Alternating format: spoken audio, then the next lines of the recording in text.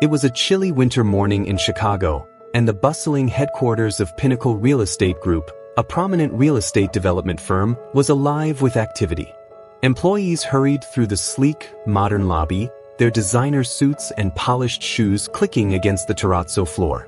Amidst the sea of professionals, a tall young man stood near the revolving glass doors, dressed inconspicuously in a navy hoodie and black jeans.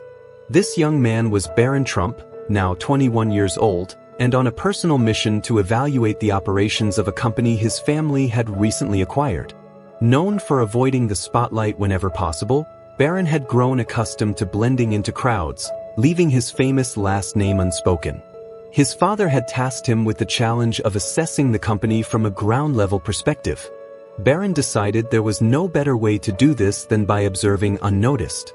He strolled into the lobby, taking in the towering glass walls and high-tech design of the space. Near the entrance, a janitor was diligently scrubbing scuff marks off the floor with a mop. The janitor, a man in his late 40s with salt and pepper hair and a sharp eye for detail, paused as Barron walked by. His name tag read Jim. Jim sized Barron up, noting his casual attire, and smirked. "You lost, kid? This isn't the mall." "No, I'm where I need to be," Barron replied with an easy smile. Jim raised an eyebrow. "Sure you are. You don't exactly scream big leagues walking in here dressed like that." Barron didn't take the bait. Instead, he nodded politely and continued toward the elevators. "Good luck, hoodie guy," Jim called after him with a chuckle, shaking his head as he went back to scrubbing the floor. Barron took the elevator up to the 16th floor, where the mid-level offices were located. The floor was buzzing with energy, phones ringing, keyboards clacking, and conversations humming in the background. Barron spent the day quietly observing meetings, flipping through reports, and chatting with employees. It didn't take long for Barron to notice several red flags. Communication between teams was chaotic at best, and morale seemed low. The company's culture appeared to be built more on competition than collaboration, with employees reluctant to voice concerns or propose new ideas. By the time the workday ended, Barron had compiled a mental list of issues that needed addressing.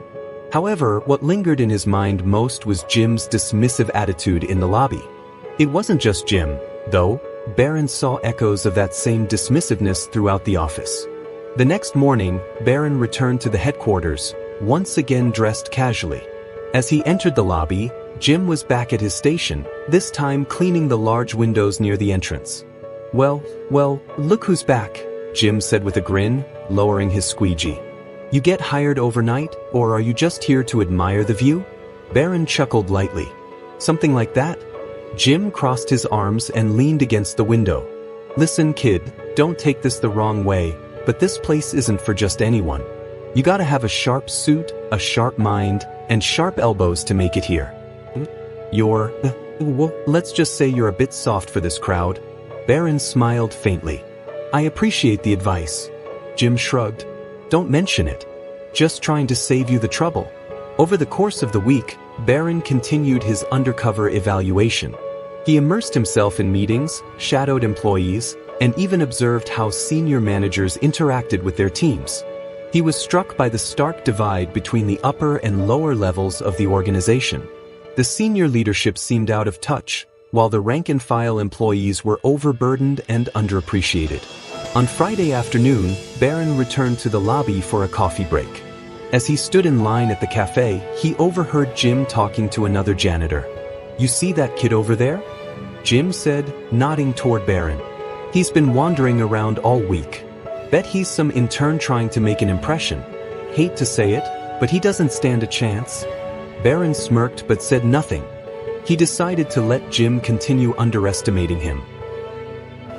The following week, the board of directors held their quarterly meeting in the grand conference room on the top floor.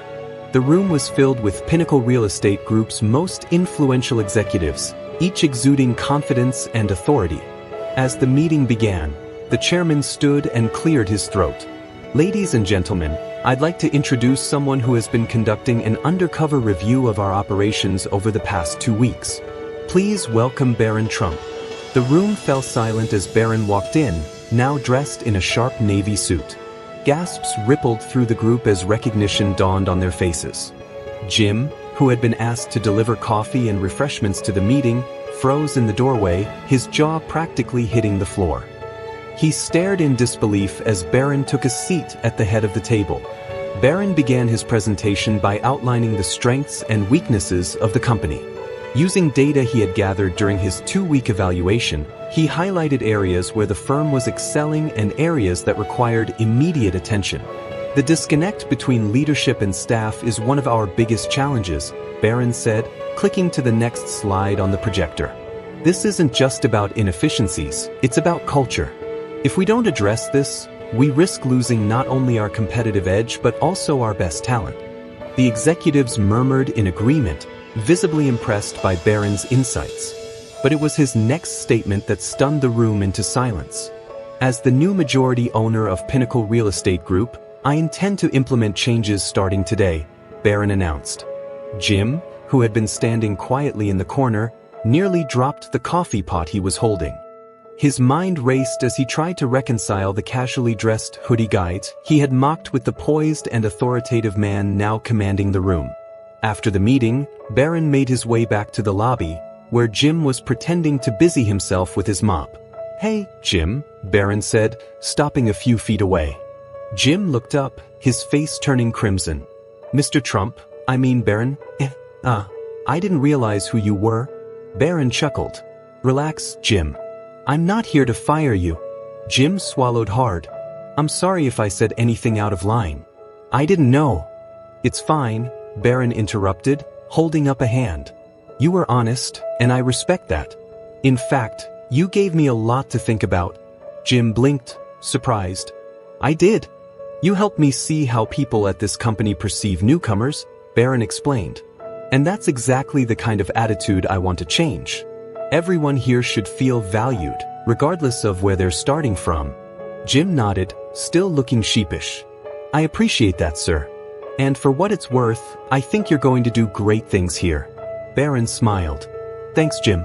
And don't worry, I'll make sure you're part of those changes." In the months that followed, Barron implemented sweeping reforms at Pinnacle Real Estate Group.